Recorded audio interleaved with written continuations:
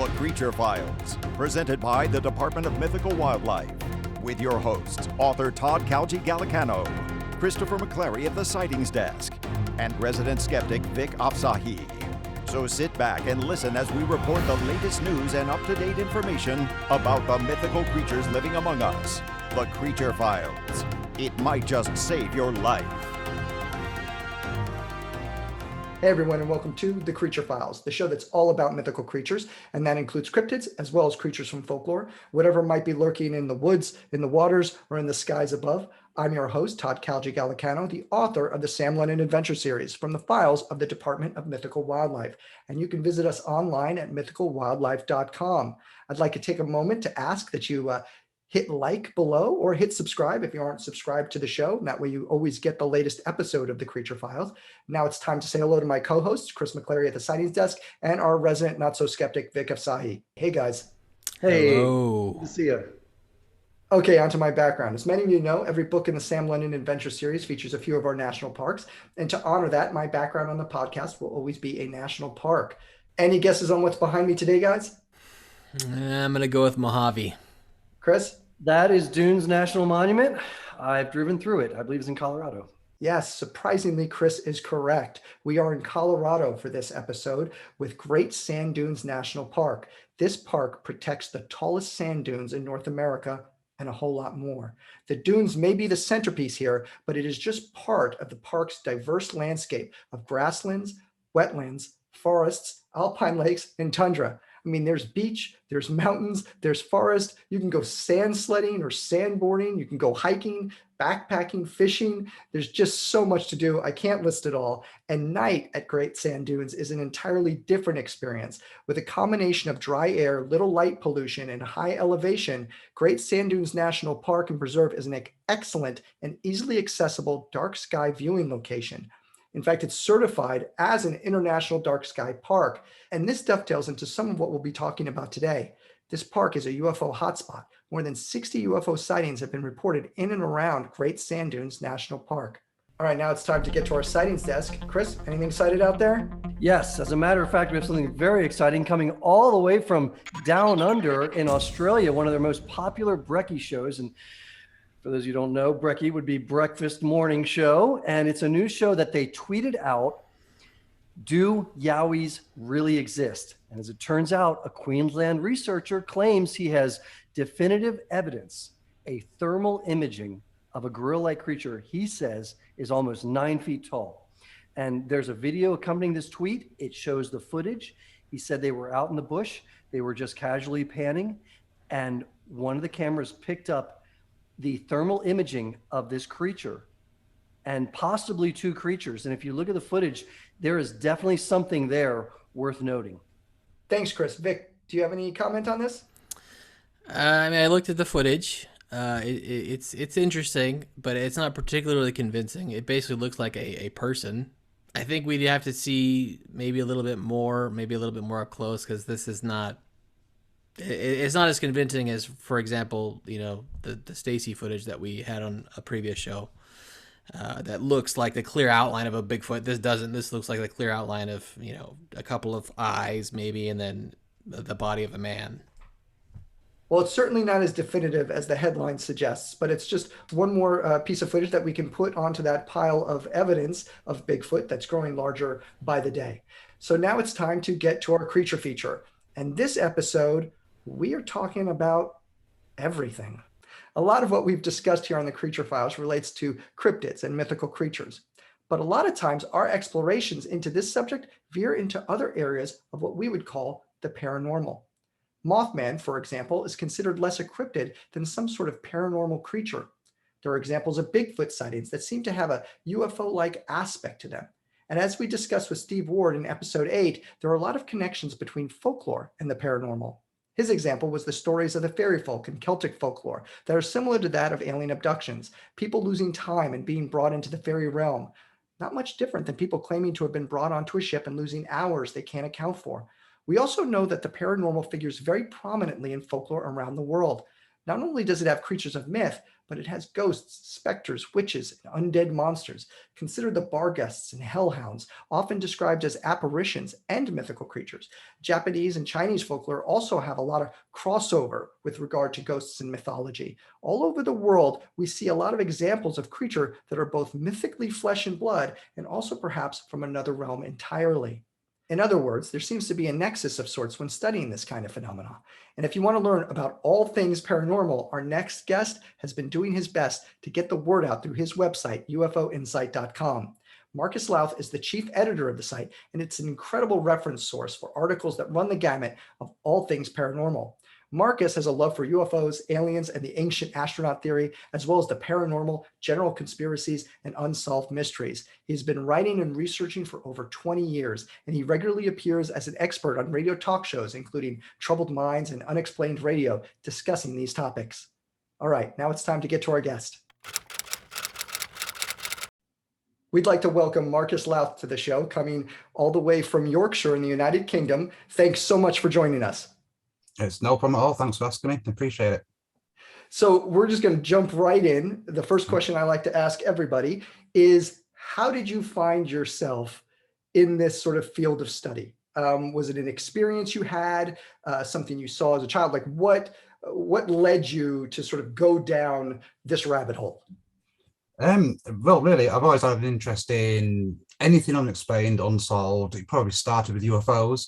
As a teenager, you read as much literature as you can get your hands on, and that progresses. Certainly with the internet, when I was a young man, you start trying to get your hands on more solid material, documents. I kind of did that idly for about 10, 15 years.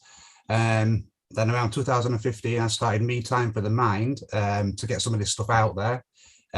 Always had an interest in writing, so obviously I took the jump, started writing for UFO Insight, which you know about, various other websites, and we've put out a couple of books, and we're just looking to keep expanding the research, really. When you realized that this was something you wanted to focus your energy on, where did you start necessarily? Where did you begin? You just really, obviously you start by researching. If you want to talk about this stuff, you've got to got to get your head around it.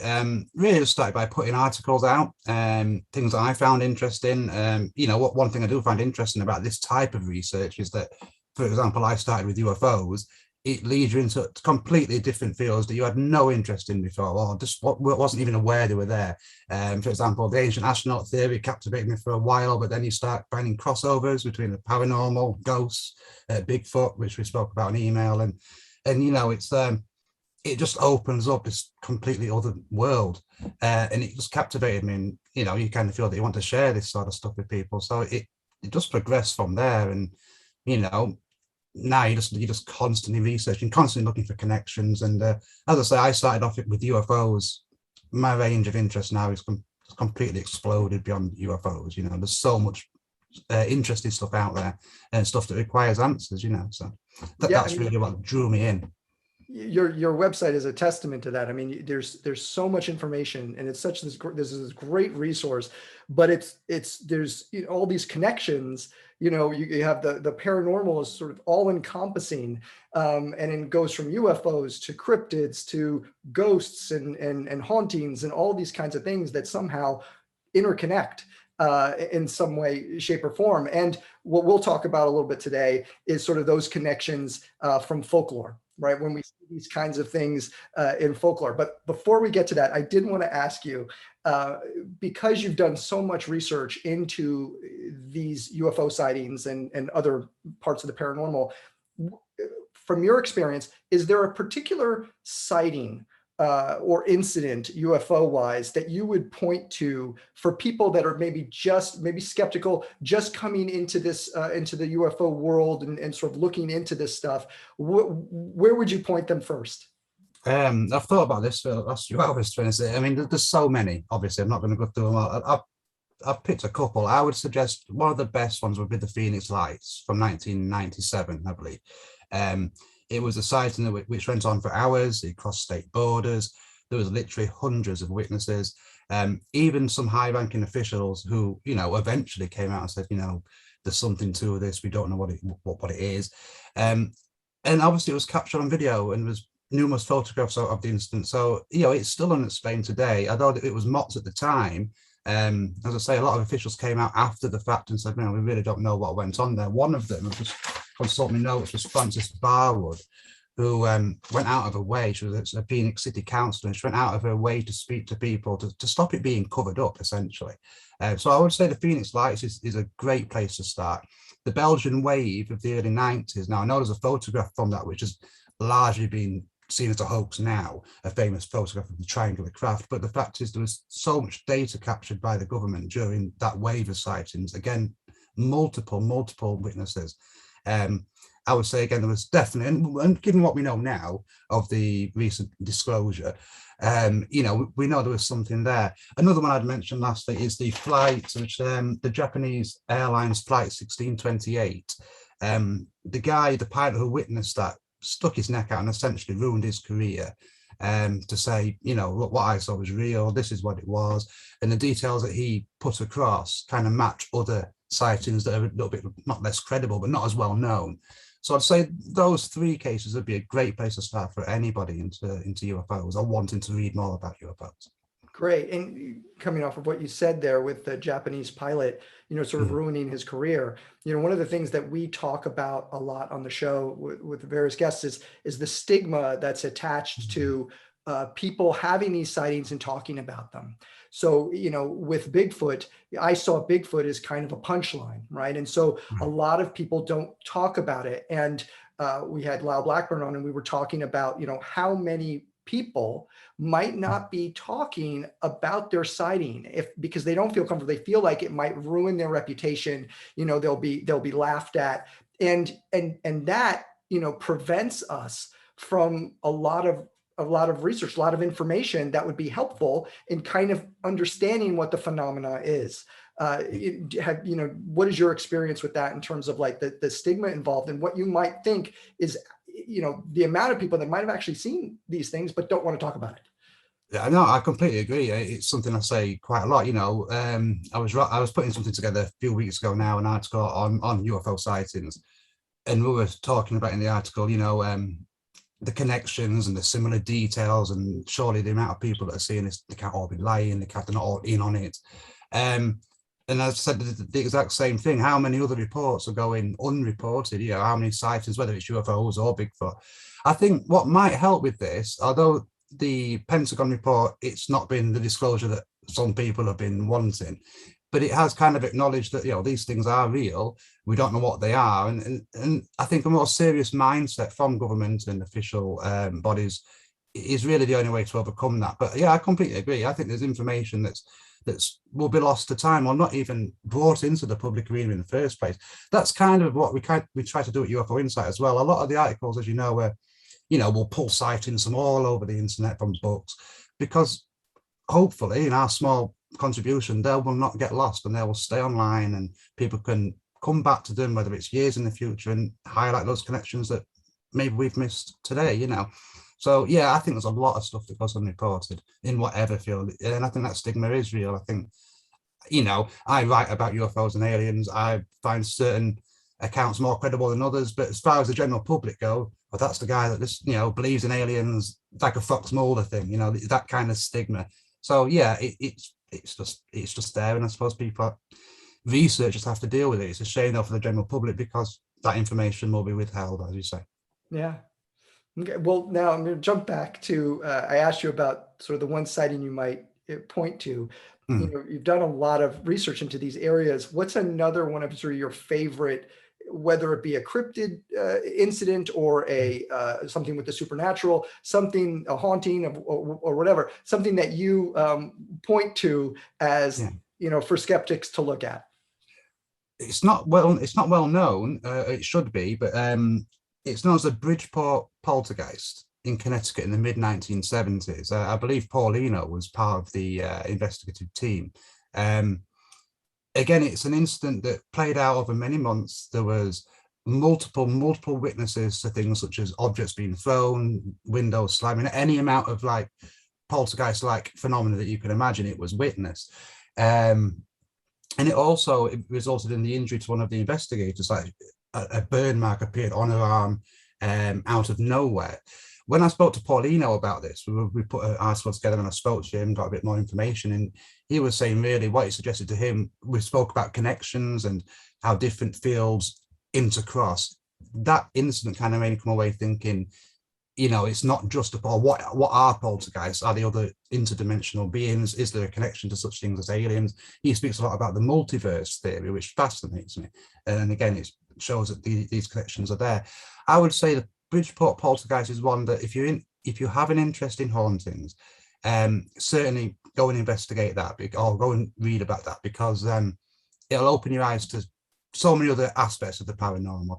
And I would say just Bigfoot research as well. I think the sightings of Bigfoot are just more credible than people would have you believe. I know the Patterson Grimm film, for example, I know people say, well, that's a hoax, and people have come forward and said, it doesn't look like a hoax to me. So yeah, I'd say those two things, if Bigfoot would be one to investigate, and certainly the Bridgeport poltergeist incident, that's a phenomenal case, one of the most well-documented cases as well. So let's talk about the intersection of folklore and the paranormal. There seems to be several similarities between the stories of old and more recent accounts of the paranormal. We had Steve Ward on a couple of weeks ago, and he talked about the idea of the fairy folk and in Celtic folklore that they were similar to what we would consider an alien abduction story in this day and age. I thought maybe you could talk a little bit about that. Yeah, again, I completely agree with him. And if you think a lot of fairy tales, stories, of old, a lot they feature a protagonist who's kidnapped, by a demonic being or like a monster, usually taken to, like an underground facility, a cave or something like that. And eventually, for reasons unknown, they find their way home. There's sometimes lost time recording that, people have aged and they haven't. What's interesting about that as well is when you read a lot of alien abduction accounts, a lot of people describe, although they think they're in a spaceship, they describe a room with cave-like walls. Again, it's just a little tenuous, admittedly, but it's a little connection to some of these fairy tales that are speaking of creatures taking people away to underground caves and then returning them. So, yeah, I mean, that's one, but you can find, if you interpret them a certain way, admittedly, you can find many examples of alien interaction with humans going back thousands and thousands of years. I imagine that when you research this stuff, as you do, you start to look at folklore differently. You have sort of a new lens with which to look at it, because as you study sort of the contemporary, what would be considered myth or folklore, you look back and you say, well, I find all of this evidence now, and it's persuasive, and you kind of look back at these old stories and you see them in a new light. Oh yeah, absolutely. I mean, it just takes one penny to drop, and as you say, you go back and look at other things. Dragons is a good thing to look at here, because if you think about dragons were described in ancient times, a massive, huge creature that brought wind and thunder when it arrived, and fire. It really could be describing a UFO, which so yeah, you look at everything differently.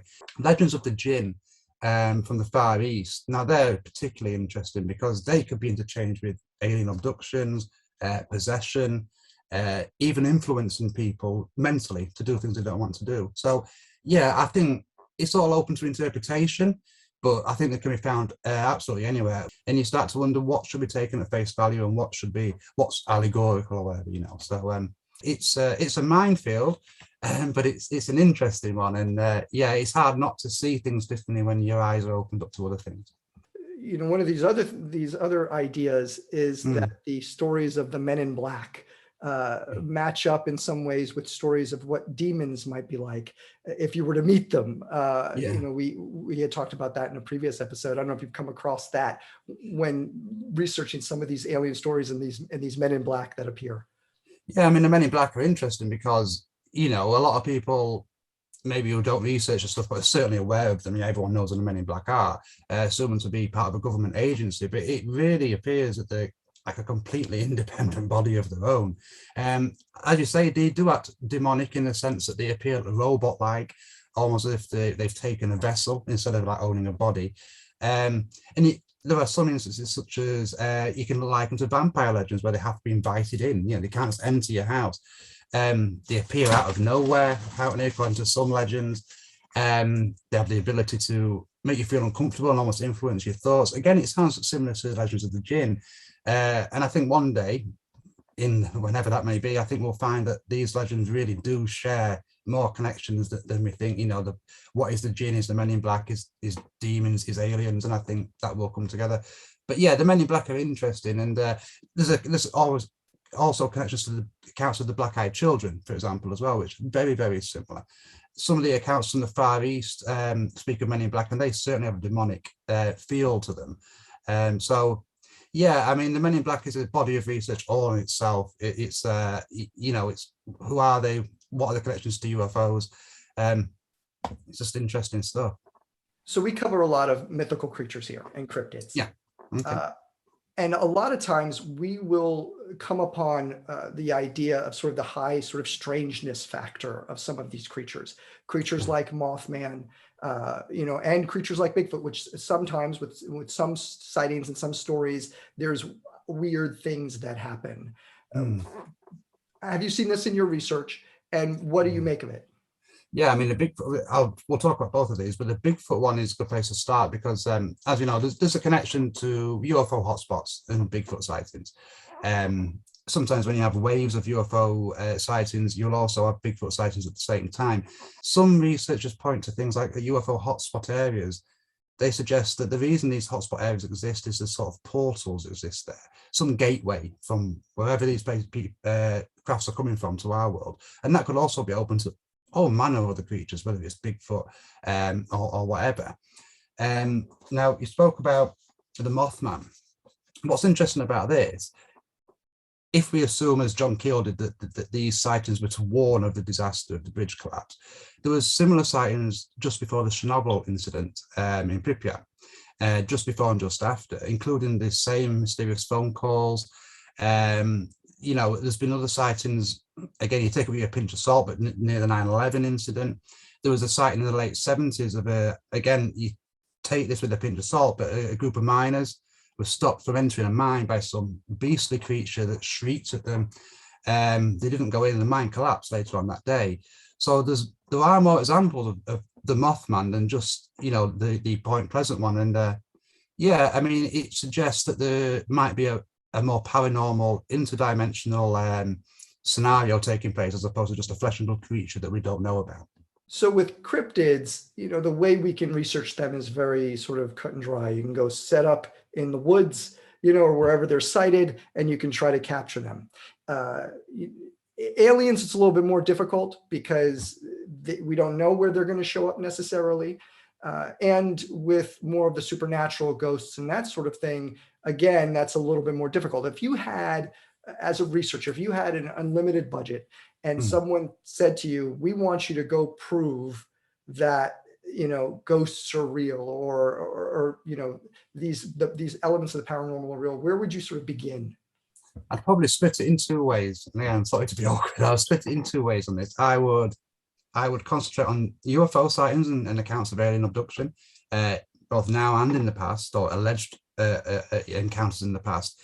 And then you would need to look at archaeological, or trying to find archaeological proof of places in folklore or people in folklore. And I think between those two areas, everything else will become sandwiched in between, whether it is ghosts or whether it's cryptids. I think those two areas will lead you into the rest of the paranormal mysteries, basically. So that's where I would start, and I think that would be the best thing to do. Now, you cover conspiracies a lot on the site. Is there anything you could tell us about the recent release of information related to UFOs? You mentioned it a little bit earlier. Maybe you could talk a little bit more about that. Yeah, I mean, it's been coming for a while, you know, with the leaked videos. It makes you wonder whether it would have happened without those leaked videos. I think the problem with disclosure is no matter what's said, and I think this is fully the response or the fault of successive US governments and world governments, is that they've covered over things for so long that I think a lot of people find it hard to accept whatever they say. Now, they were probably being very honest when they, you know, issued a statement that, you know, these things are real, they're not anything made on Earth, we don't know what they are. They've stopped short of saying that they're extraterrestrial, but at least they've acknowledged that there is something being seen. I don't know whether any government will ever voluntarily give out everything they know, and whether that's through legitimate security concerns, whether they think populations will panic. I've read some research from people such as Bob Lazar that suggests what is really keeping this thing secret is the propulsion systems of these UFOs, whether that's through fear of it falling into enemy hands, or whether it will mean a less reliance on oil and such things like that. And so that will obviously pull money out of some people's pockets. Now, that's all speculative, but I don't think there'll be a readily volunteering of information. I think it's going to have to come from people digging and relying on people leaking stuff when they've got the opportunity, really. Do you think that governments know, let's say, Bigfoot exists? Well, Bigfoot is an interesting one. I think that, like we said before, there's so many sightings.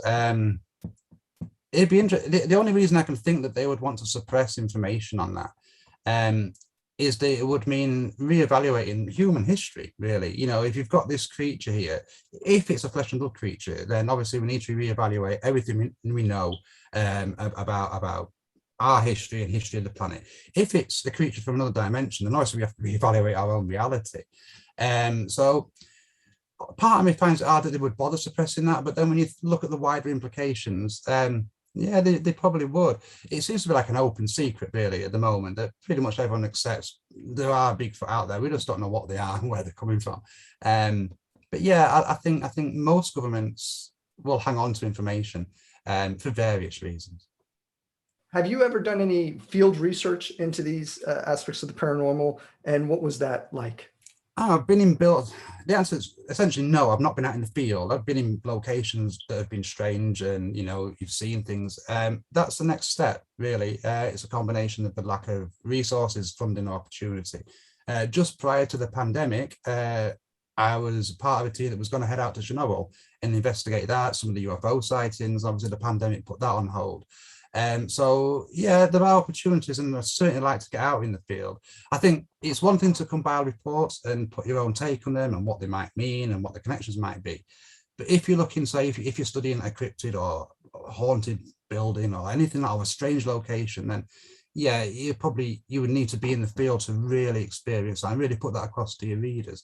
So I think it's still valid to do research from afar, but if you really want to get stuck in, then yeah, you need to be in the field, and that's certainly something that we want to be doing, or I want to be doing in the immediate future, really, as soon as I can get the chance.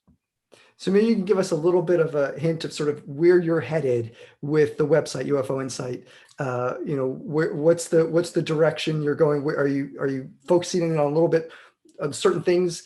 Something that's really getting you excited, something that's come up, or a story that you've been studying?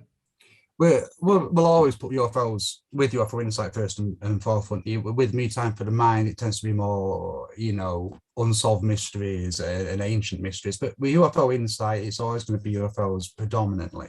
At the moment, because of all the buzz around disclosure, we're really just trying to examine as many UFO sightings in the immediate future, many UFO sightings as we possibly can, from present to past, and compile them all together. In terms of where we go in the future, you said it yourself, field work is actually going out and really getting to grips with some of this stuff. We'd like to put out some videos, informative videos about what we write about, maybe featuring interviews with other people. And obviously we'll continue to put out copy and books, and we'll just carry on doing that, really, until for the foreseeable future. Great. Now I'm going to bring in my co-hosts, see if they have any questions for you. Chris, do you have any questions for Marcus? Yeah, first of all, this has been just incredible. And Marcus, thank you so much. Your insights I find them to be brilliant and just really enjoyable. So thank you. Okay, so a couple of years back, I was over in Ireland and Scotland, and I got to visit Loch Ness, which was great. But one of the things I found very interesting on the tour guide talked about, the fairy folk of those northern regions, and how a lot of it's still believed in today, quite seriously. But also one of the most interesting things, he explained how, in Scotland, when they found someone, they identified somebody as a witch, they would burn them. But in Ireland, they would celebrate them because this is a person who could talk to nature and Yeah. command. And any thoughts on that? I mean, having that's your backyard, more or less. Well, I think, as you say, I think all that stuff comes out of paganism, doesn't it? And you know, I guess in Ireland, they would have hung on to that a lot longer and with a lot more clench. You know, I would agree with that mindset. You know, I think maybe England and Scotland had too much rule from the church, obviously with the I forget the word now. You know, in the 16th century, the Inquisition and things like that. I know that was in Europe, but it still hit in England as well and Scotland. And I suppose Ireland resisted that, you know. And I agree. I think if someone is a witch, then shouldn't be seen as evil. It's really opening your mind to other things. And I think it's much more spiritual than casting spells on people, you know. And I believe there are probably people that could do these type of things today that would be seen as witches in those times. So yeah, it's grim but interesting. You know, that there were people just looking at this type of stuff and spiritualism and stuff hundreds of years ago. And lastly, you know, I live in the Las Vegas Valley, which is, you know, you've probably read or seen a lot of things that come out of that area in relation to just UFOs and unexplained sightings. And let me tell you, you know, we have this hotel that's shaped like a giant pyramid, the Luxor. There's a giant beam of light that goes right out of the top of it. You can see it from outer space. I don't think that's any. I think that's by design. This area, people know it as a vortex. It's a very strong energy. It's a bowl. It's surrounded by mountains. And I'm just wondering if you have any thoughts or if you've come across anything that it sort of is close to my home that you found particularly interesting or maybe in the Vegas area. I'd say the entire West Coast, from California, Nevada, Vegas. I think, you know, it's like the San Luis Valley. That's in Colorado, I believe, but it's similar-ish location, relatively speaking. Again, it makes you wonder. You know, are there portals there? Are there underground networks there in the cave and mountain systems? And are these UFOs using this to move around? And then you look at the Pacific on the California coast. Now, you know, numerous researchers say, and it's a fact, that UFO sightings happen over or near water more often than they don't. And they say the reason for this is that they're underwater bases, or they're just using the oceans to move around. So that might be the reason why there's an increased presence there. Colorado particularly seems to, I know it's not Vegas, but Colorado particularly seems to always come under, in the UFO conspiracies, that there's a lot of activity there, a lot of government activity there. But I would say that West Coast is very interesting, and it's certainly a hotspot, that the entire West Coast, I would suggest. Yeah. There was one other thing I wanted to ask about, or you guys had mentioned about poltergeists, and I seem to recall the movie Poltergeist seemed to have a lot of history around the set. They were shooting the film, and there were a lot of weird things going on around the set. I don't know. What are your thoughts on that? It seems like that's fairly consistent around projects that take on that genre. Yeah, I mean, my understanding of that, I mean, yeah, you know, I'm not saying this is the reason, but yeah, you're right. There were loads of deaths associated in the years afterwards as well. My understanding was that they used real skeletons. You know, it was too expensive to create dummies, so they used real skeletons there. Now, where they came from, I don't know, but obviously the theme of the film is that it was built on Indian burial ground. Whether that's the case, I'm not sure, but I mean, that's what people seem to zero in on. It could be a case that it's like The Fourth Kind, where you drum up a lot of publicity around it. But I mean, obviously, when people are dying, it's not far from publicity. It's certainly an interesting one. And again, the location it's set in, it was filmed there. So it makes you wonder. I'm not sure what the reason is. But yeah, I've read numerous things that make you go, when to do with the people who were involved in the making of that film. Vic, do you have any questions for Marcus? I have so many. Thank you for being with us, Marcus. This is like a real treat for me. I'm a big believer in that where there's smoke, there's fire. And after a certain point, there is so much evidence that it becomes overwhelming that there has to be something here, even if we haven't exactly seen it or witnessed it ourselves. Is there, what phenomenon, out of all the phenomenon you studied or heard about, which do you think are undeniably, you know, at least the highest probability of being true or existing? I would probably say UFOs, really. You know, I mean, it's like I was saying, when you say that you believe UFOs are real, people automatically think you're saying that you believe aliens are real. which isn't necessarily the case. I mean, UFOs, they could just be military, experimental military vehicles. They could be, if you want to get a land about, they could be time travelers from the future. You hear about ghost ships. They could be whatever ghosts are. If we accept ghosts are manifestations of energy, these things could be crafts from thousands of years ago, maybe connected to Atlantis and things like that we see briefly. So they could be anything, but I think UFOs, pretty much undeniably has been proven that they are here. People are, whatever they are, people are seeing them. And all these people can't be. I mean, there's thousands of sightings every year. And like we were speaking about with Todd earlier on, a lot of these things will go unreported. I mean, for example, it was nothing dramatic, but I mean, I've seen a light in the sky zigzag across, but I didn't report it, which, it was silly, really, but maybe because to me, I accepted that was something strange. But yeah, I would say UFOs, and possibly behind that would be Bigfoot, because again, it's so widespread. There's so many sightings, and it's all over the planet. But I guess the more you research any given subject, I suppose you will start to compile, evidence, really. But yeah, I would say UFOs is probably the one, certainly. And do you think it's one is more likely than the other, that it's either an ancient technology that governments have discovered and then are trying to figure out how it works? Or do you think that they have a presence here? Like, for example, a lot of the underwater base theories, or the portal theory, where they're just coming in and checking us out, or all three? I mean, which one do you think is probably more likely? I would say the most likely one is that, again, it sounds silly, but the most likely one would be that there's a presence here. I think if there weren't so many cases or claims of alien abduction, then you might be able to say, well, okay, this is some kind of technology that's either being developed by the government or being recovered by the government, whether it's ancient or whatever. And that could very well be the case. But I think because there's so many sightings of grey aliens, so many abductions, so many sightings of humanoids, that there probably is a presence there. And because as those accounts go back thousands of years, even if we have to interpret some of them, they've probably been here for as long as we have. The third one about portals, I think it's interesting that mainstream science today are basically examining this, that there are portals, maybe not as we understand them to be or want them to be, but there are portals that exist above the earth, possibly under the ocean. And so, yeah, I mean, that could be the case too. And if that was real, then we have to ask, well, are they coming from another realm of existence, another dimension, or are these portals connecting to another point in space? But ultimately, all three of those could be possible, but I think there is probably a presence here, a discreet one, admittedly, but there probably is an alien presence on Earth. Yeah. I don't know if you're familiar.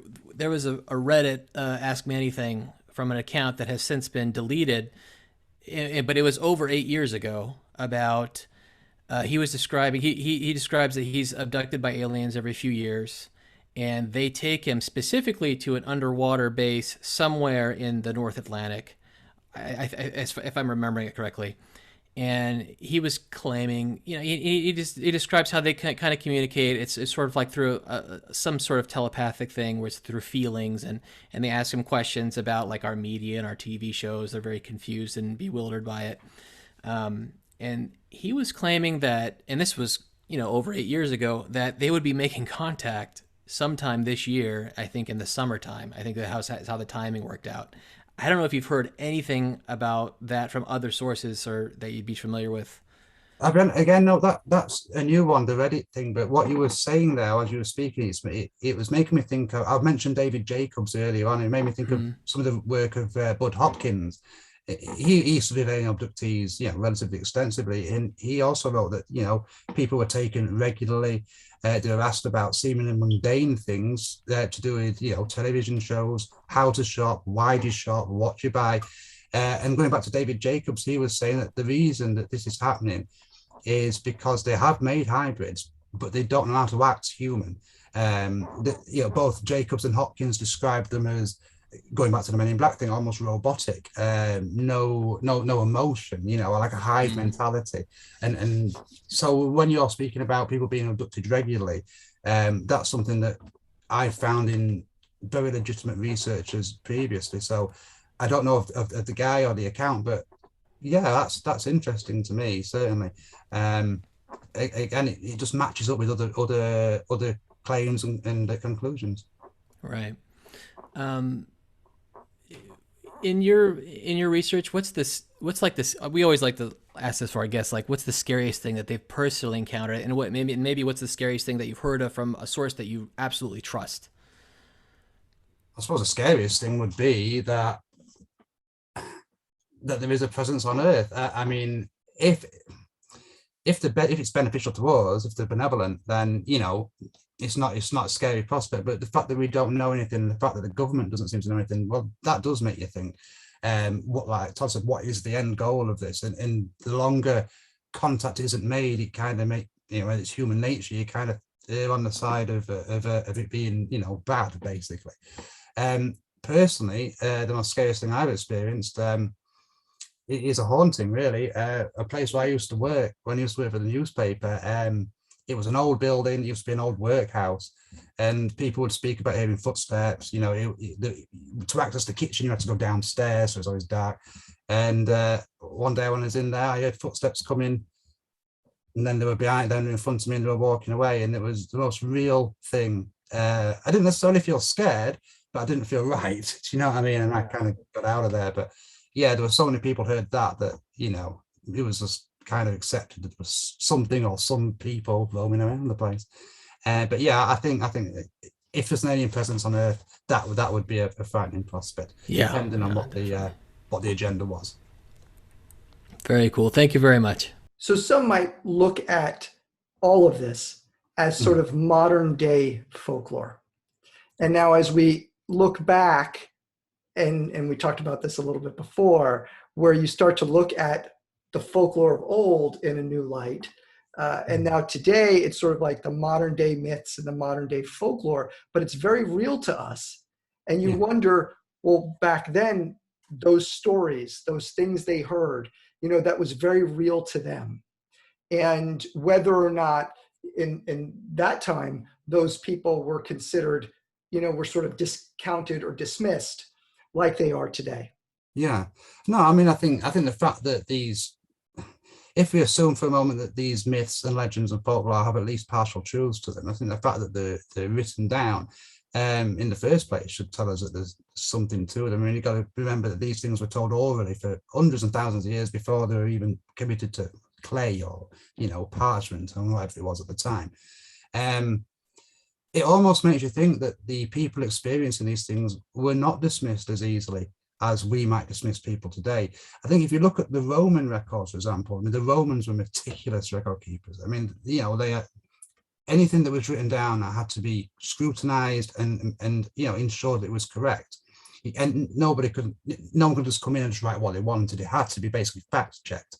And there's numerous accounts in Roman records of shining discs and shields in the sky, and even weapons being used, So I think the fact that these things have survived, they have been committed on record, probably suggests that people were not as easily dismissed in the ancient past. They were probably taken more at face value.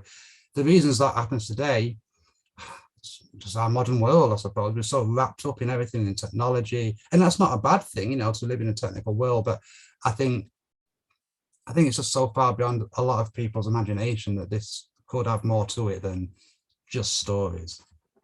Yeah. Now you've talked about the Phoenix Lights, and we talked about the Bridgeport poltergeist. Yeah. Is there another story that you've researched that you find really fascinating and you want people to know about? It might be. There's a few again. It might be a little bit out of the scope of what you're doing, but one account that fascinates me because it does branch off into possible paranormal happenings is the Elisa Lam case in 2013. I don't know if you're familiar with it. Yeah, I'm sure you've heard it. She was a young girl, she was a Canadian girl, and she was traveling around California, a West Coast trip, she called it. She stayed at the Cecil Hotel. She was discovered in a water tank, dead, unfortunately, which was sealed above her. There's questions of how she even got in there in the first place. But there's some amazingly intriguing footage. Do you have like a band or like a SoundCloud or something or anything like that? Held by someone invisible, basically. People have wondered whether it's a paranormal thing. People have wondered whether in that hotel where she died, there was also a room was rented to the Invisible Light Company that were experimenting with basically invisibility cloaks. Now, how far they went, who knows, and why they were even there in the first place. But if you research that, it's a good example of where what appears to be just a tragic murder just takes you down so many different possibilities. She suffered from bipolar. She could have been having an episode, but people wonder whether she was possessed. The Cecil Hotel, for example, I don't know if you're familiar with the place, but it's got a long history of hauntings, ghosts. 2 serial killers stayed there while they were killing. It's just a strange place. Yeah, The Black thank you Dahlia very in the much. This is a 40s real treat. also had connections to the hotel. So, yeah, that's something which is as grim as it is. It's one of the most fascinating cases I've ever come across. One of the first really that kind of pulled me in away from UFOs and looking at other aspects of the paranormal. Now you try on the website, you kind of try to straddle the fence between, skeptic and believer.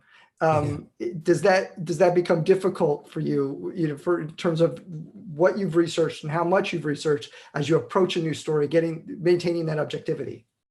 Sometimes you can find yourself putting stuff across, not as if it's facts, but you're putting it across how you think, and you kind of have to catch yourself. Because as you say, you research so many things and you read so many accounts that you start to just think, well, I've read this before, it's got to be real. I think it's important to keep an open mind both ways, though, whether that's skeptical or a believer, for want of a better word. I think that the reason for that is not so you'll be taken more seriously, but so you're not as easily dismissed, or not yourself. The claims that you're making or the accounts that you're putting across can't be as easily dismissed. And I think ultimately, if you're going to prove this stuff, you have got to look at the skeptics and you've got to look at those arguments. And, so maybe they are right. Maybe some of these, like undoubtedly, some of the accounts will be false, will be orchestrated. But I don't think as many as people think. But yeah, I think it's important to keep an open mind both ways. And ultimately, most people will want to see things for themselves before they'll truly buy into it, into anything. But yeah, it can be difficult, because the more you read, the more you think there's something to this, and these things are connected, and you just don't want to come across like a madman ranting at the sky. So you just kind of have to check yourself every now and again. Now, how can people follow you? They have ufoinsight.com. Is there any place else you want to send people? Yeah, you've got ufoinsight.com. You can also follow me on metimeforthemind.com. Similar content, but as I say, Me Time for the Mind does look more at cryptids, mysteries from antiquity, unsolved murders and conspiracies, anything of interest, basically. But yeah, those 2 websites, you can find my take on things, basically. Well, Marcus, thank you so much for being on the show. We super appreciate it. It was a great conversation, and good luck with all that you've got going on. Thank you again. Thank you. No, thank you very much. I appreciate it. Thanks. Yeah, thank you very much. This is a real treat. That was Marcus Lowth of ufoinsight.com. Guys, do you have any final thoughts? I love Marcus. He's the perfect example of somebody who has a completely open mind, but yet is also completely grounded. And just a body of evidence that he covers on his website, and all the things that he's experienced and seen from other people and even himself. I mean, he's an incredible person to talk to. I'm very thankful that he came on the show. Yeah, really. I mean, I appreciated his commitment to just archiving the universe of sightings, and keeping that, I love what he said about, so much have been lost to time, but he's going to make sure that they exist somewhere. And so he's keeping this documentation online for, so that more information is going to be out there for people in the future who are looking for information. Yeah, I agree. He brings a lot of research to this subject, and he's done a lot of articles about it. He's written so much about it. And one of the things I find fascinating is whether you believe it or not. Like, he ascribes whether he's a skeptic or a believer. He sort of tries to sort of go down that middle path, but at least he's documenting it, right? And so it's this idea that if it's not real, it's modern day folklore, and that stuff we need to archive. We need to document, right? If it is real, that's a whole nother discussion. And that makes us wonder about the folklore of old. So a really interesting conversation, very fascinating. And I'm thankful that he came on the show as well. I want to thank you all for joining us for this episode of The Creature Files. If you want to learn more, you can go to mythicalwildlife.com. And if you've had a sighting, you can report it there. You might wind up on the show. You can also visit us at facebook.com/mythicalwildlife. And if you're watching on YouTube, please hit like and also hit subscribe. It really helps us out. Thanks again for watching. And until next time, always remember to heed your call to Adventure. The Creature Files. It might just save your life.